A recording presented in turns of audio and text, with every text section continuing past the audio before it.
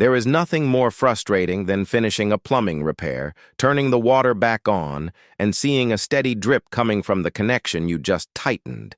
You used plenty of white Teflon tape, so why is it leaking? The answer isn't the amount of tape you used, it is the direction you wrapped it. Standard pipe threads are right-hand threads, meaning they tighten when you turn them clockwise. This spiral direction is critical to how the tape works.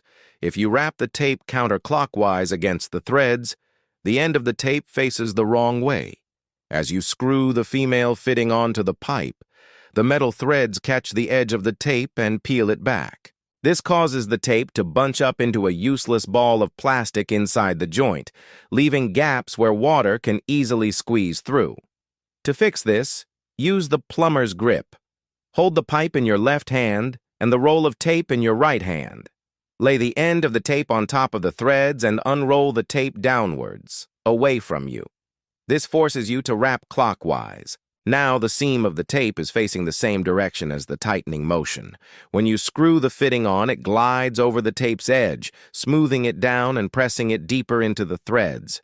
This creates a perfectly tight, waterproof seal that gets stronger as you tighten the fitting.